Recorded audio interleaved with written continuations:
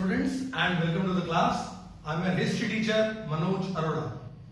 Today we will be starting with the next part of the chapter, that is the three orders. And before I start the chapter, I hope you all will be fine at your homes, taking care of your family as well as yourself. In the earlier videos, you have studied about the first, second and the third order.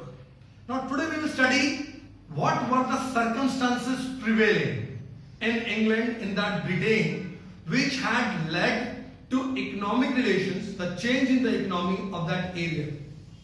Now, feudalism had started coming up from 11th century onwards. Angles and Saxons had started living in this area from 6th century onwards. And you know, Angleland and England. England is actually the variant of Angleland, which had come from the word Angleland. 11th century, the Duke of Normandy, first time he had crossed the English Channel, and after that there were frequent wars between France and Britain. After that, they were frequently at wars. William I distributed the land into 180 Norman nobles who were given the in chargeship of that land, who were allowed to take the rent from that land, and in return they were supposed to provide the knights to the king whenever the king would ask them in the case of war. Lords became the chief tenants. That means they would be collecting the taxes and they would be submitting this tax to the king. Besides that, they would provide the knights also. What were the various factors that had affected the social and economic relations in England during the 11th century? The environment. 5th to 10th century, if we talk about, the entire area were the vast forest. And the Britishers considered these forests to be unproductive. They considered it to be unruly. They considered that the people, those who wanted to evade from law, those who were breaking the laws and they want to evade from the law, they would run to the forest to save themselves from police and the law. Britishers considered forest unproductive also, and a place where these vagabonds or the robbers or the thieves would hide themselves from the law. People took refuge. The climate was very cold during this time. Frost was very common in these areas, which would give very less time to grow the crops. The growing season in that area was very low, and because of this, the people had to cultivate vast areas of land. One person approximately had to cultivate 100 to 200 acres of land in order to produce food, because the land was not, it was fertile, but they did not have proper instruments to have the fertility, to get the fertility of the soil. 11th century onwards, slowly and slowly, the temperature started rising.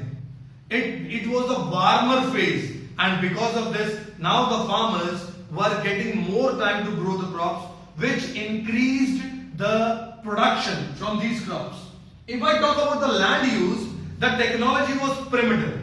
Wooden plough were used, oxen were used, two-field system. The field was divided into two parts, so it was not able to gain productivity to that extent. Food was available less. Many primitive methods were used, which were like neck harness were used, wooden plough was used. The peasants had to work on the manorial land also. That means the peasants would work on their own land, but at the same time they would work on the land of their lords, their manors, and they would not get paid for it.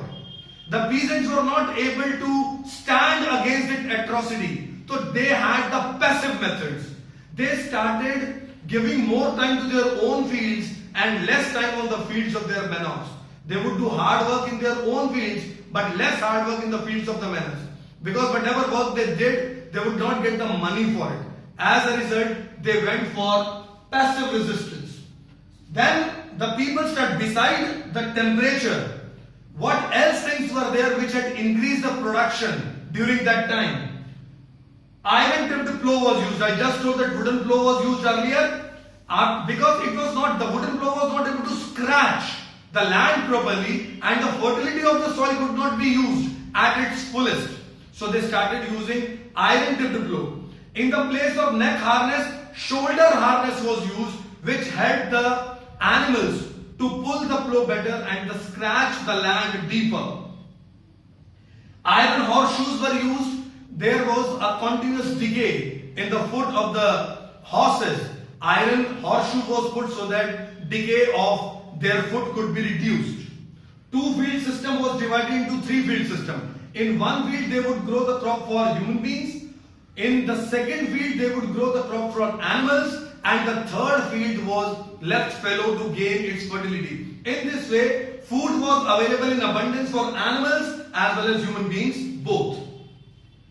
Approximately from 100 acres, the land reduced to 20 to 30 acres. Now, a common man, a common farmer, earlier who was cultivating 100 acres of land, was now only cultivating 20 to 30 acres. How much time and how much hard work would have been saved at that time?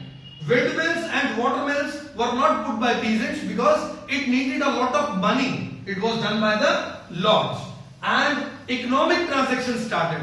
From 11th century onwards, if any person or the peasants were working on the other lands, they would get the money in cash. That means they had got the buying capacity. And because of this buying capacity, the market started rising. The prices in the market started rising. And agricultural prices almost doubled from 1270 onwards.